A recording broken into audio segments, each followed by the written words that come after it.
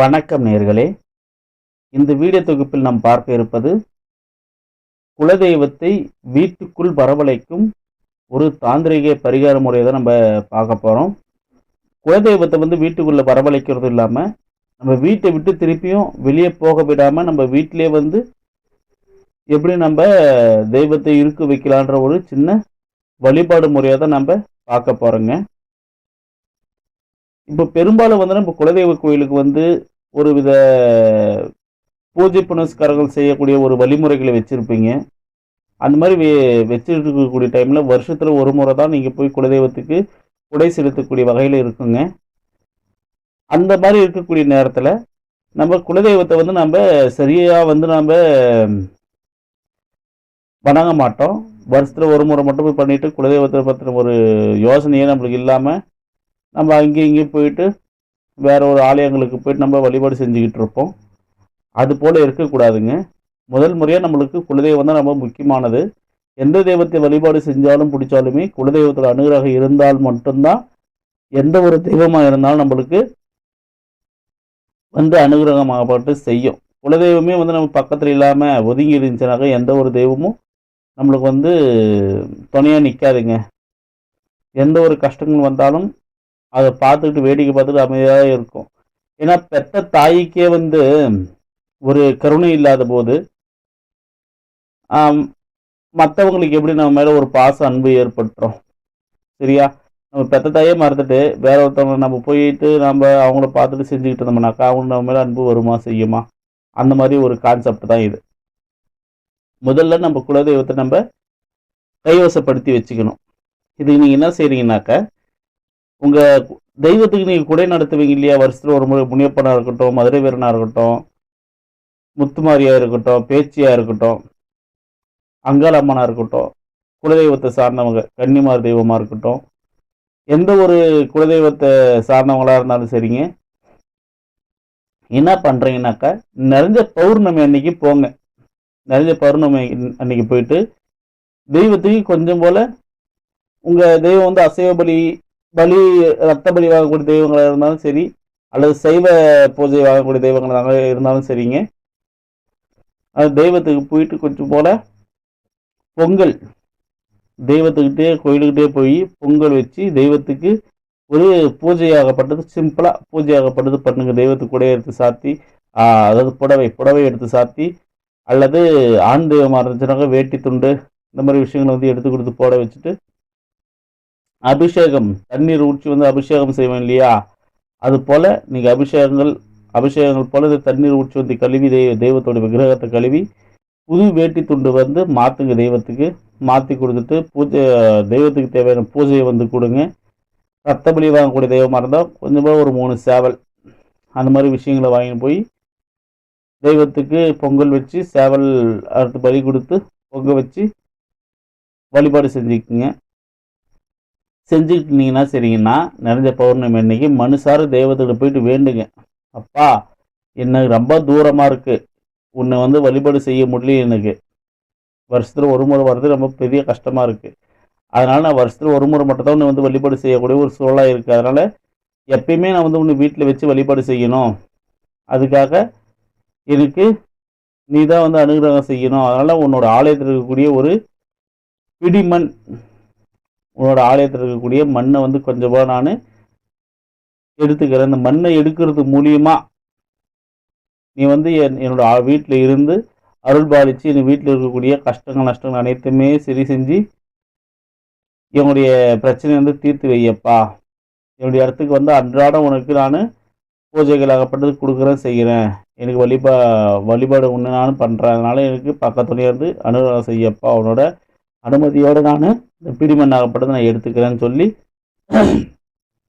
நீங்கள் என்ன பண்ணுவீங்கன்னா, என்ன பண்ணணும்னாக்கா, அதாவது ஒரு சின்னதாக ஒரு கலச சொம்பு இருக்குது பார்த்தீங்களா, அல்லது இந்த கலைய சட்டின்னு சின்னதாக கிடைக்குங்க. கலச சட்டின்னு சொல்லி சின்னதாக கிடைக்கும்.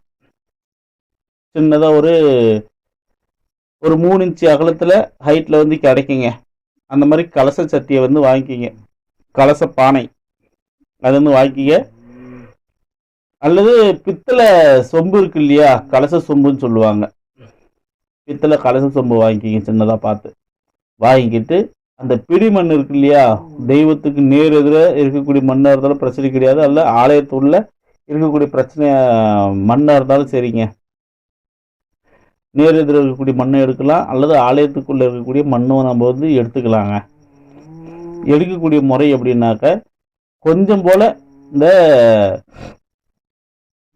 மண்ணை வந்து கொஞ்சம் லைட்டாக கூட்டி வச்சுட்டு அந்த மண்ணில் வந்து கொஞ்சம் போல் பன்னீர், அதுக்கடுத்து சந்தனம், குங்குமம், விபூதி, மஞ்சள் இந்த மாதிரி வந்து நீங்கள் போட்டு எடுத்துக்கிட்டு அதை அப்படியே ஒரு உருண்டையாக பிடிச்சி நீங்கள் அந்த கலச சட்டி இருக்கு இல்லையா, கலச சட்டியில் வந்து எடுத்து போட்டுக்குங்க. கலச சட்டியில் எடுத்து போட்டுக்கிட்டு ஒரு துணி, மஞ்சள் துணியை வந்து மேலே வேடு கட்டுவோம் பார்த்தீங்களா, நம்ம அந்த மாதிரி வேடு கட்டுற மாதிரி கட்டி எடுத்துக்கிட்டு தெய்வத்துக்கு பாதத்தில் வச்சு பூஜை பண்ணிக்கிட்டு வீட்டுக்கு எடுத்துகிட்டு வந்துடுங்க. வீட்டுக்கு எடுத்துகிட்டு வந்துட்டு அந்த சட்டிக்கு என்ன பண்ணுறீங்கனாக்க, ஒரு மண் கலையத்தில் எடுத்துகிட்டு வந்திருந்தீங்கனாக்கா மண்ணால் மூடி ஒன்று எடுத்துக்கோங்க. மூடி ஒன்று எடுத்துக்கிட்டு அந்த கலசத்து மேலே வச்சு அது மேலே ஒரு மண் அகல் விளக்கு வச்சு நல்லெண்ணெய் விட்டோ அல்லது நெய் விட்டோ வந்து தீபம் வந்து ஏற்றிக்கிங்க. வீட்டுக்கு போயிட்டு தீபம் வந்து அந்த விளக்கு வந்து போட்டுக்குங்க. அந்த சட்டி மேலே ஒரு மூடி வச்சு அந்த மூடி மேலே விளக்கை வச்சு விளக்கை வந்து கொளுத்திக்கிட்டு உங்கள் தெய்வத்துக்கு நீங்கள் என்ன படையல் போடுவீங்களோ, அதாவது அசைவ படையல் போடக்கூடாது, சைவ படையல் அவல் பொரி கடலை, பொங்கல், பலம்பத்தி சூடம், தேங்காய், சாம்பிராணி விஷயங்கள் எல்லாத்தையும் நீங்கள் வச்சு பூஜை வந்து பண்ணிக்கிட்டா போதுங்க. சரிங்களா? மேற்கொண்டு இது கூட என்ன செய்யணும்னாக்க, ஒரு மஞ்சள் கலர் வந்து துணி எடுத்துக்குங்க. ஒரு மஞ்சள் கலர் துணி எடுத்துக்கிட்டு இந்த வேட்டியோட பிட் இருக்கு இல்லையா, துண்டு துணி கூட எடுத்துக்குங்க. என்ன நாட்டு மருந்து கடையில் போனீங்கன்னா ஒரு 30 ரூபா சொல்லுவாங்க ஒரு துண்டு.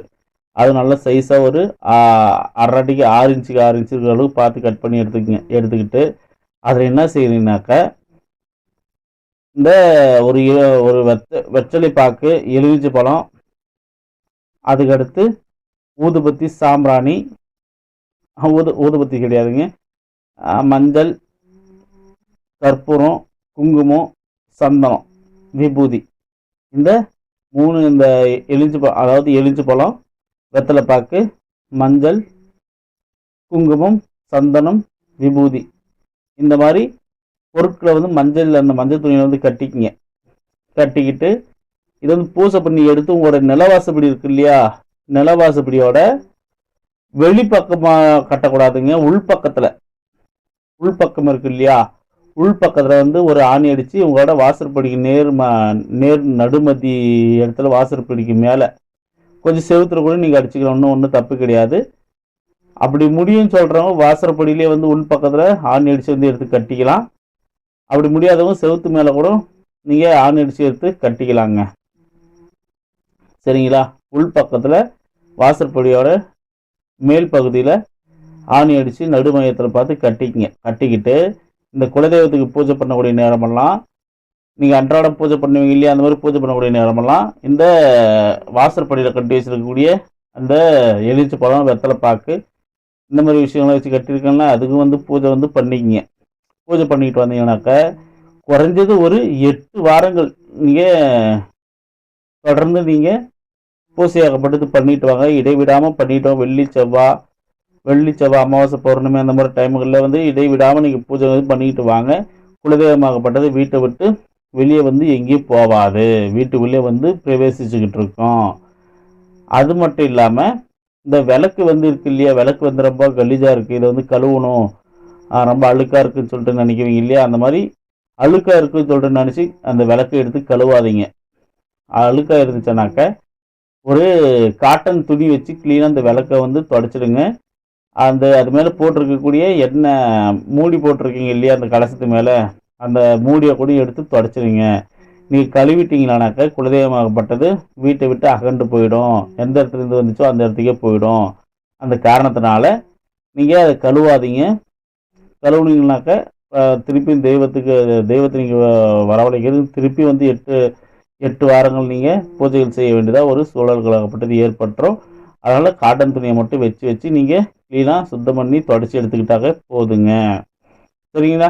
அதுக்கடுத்து என்ன பண்ணாக்கா, இந்த மண் வந்து சொன்ன பார்த்தீங்களா, இந்த கலசத்துக்குள்ளே வந்து மண் போட்டு ஒன்று சொன்ன கோயிலேருந்து எடுத்துன்னு சொன்ன பார்த்தீங்களா, அது கூட என்ன பண்ணுறீங்க, மஞ்சள் குங்குமம் சந்தன விபூதி மட்டும் கலந்தது பத்தாத, இந்த அஷ்டகந்த பொருட்கள்னு சொல்லி இருக்கு இல்லையா, ஜவ்வாது அத்தரு புனுகு சொல்கிறலாம் இருக்கு இல்லையா, இந்த அஷ்டகந்த பொருட்களை வந்து வாங்கி கோரோசனையை வந்து விட்டுடுங்க. கோரோசனை வேண்டாம். மிச்சது இந்த அரகஜா அத்தரு புனுகு ஜவ்வாது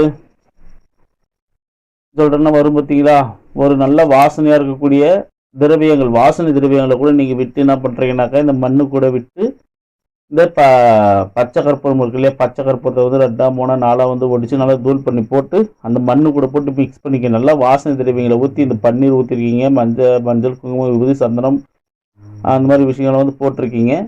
அது கூட இந்த அஷ்டகந்த பொருட்கள் நல்ல நறுமண பொருட்கள் அத்தரு ஜவ்வாது குங்குமப்பூ இந்த மாதிரி நல்ல வாசனையாக இருக்கக்கூடிய திரவியங்களை வந்து ஊற்றி மிக்ஸ் பண்ணிக்கங்க. மிக்ஸ் பண்ணிக்கிட்டு அது கூட வந்து பச்சை கற்பூரம் இருக்கு இல்லையா, பச்சை கற்பூரத்தை வந்து நசுக்கி தூள் பண்ணி இந்த மண்ணு கூட வந்து சேர்த்து கலந்துக்குங்க. கலந்துக்கிட்டு அதை எடுத்து அப்படியே அந்த கலசத்துக்குள்ளே போட்டு கலசத்து மேலே வந்து ஒரு மூடி வச்சு, மூடிக்கு மேலே விளக்கு வச்சு நெய் தீபம் அல்லது நல்லெண்ணெய் விட்டு தீபம் வந்து போட்டுக்குங்க. போட்டுக்கிட்டு தினந்தோறும் நீங்கள் பூஜைகளாகப்பட்டு நீங்கள் செஞ்சுக்கிட்டு நான் தினந்தோறும் வீட்டில் வந்து பூஜை செய்வீங்க இல்லையா, அதை பூஜை செய்யக்கூடிய நேரத்தில் இந்த தெய்வத்துக்கும் வந்து விளக்கேற்றி நீங்கள் பூஜை பண்ணுங்க. குலதெய்வத்துக்குன்னு சொல்லி நம்ம தனியாக ஒரு விளக்காகப்பட்டது போடணும். இது குலதெய்வத்தை வந்து விளக்கேற்றி எதிர்நோக்கி அழைக்கக்கூடிய ஒரு சின்ன ஒரு பரிகார பூஜை முறைங்க.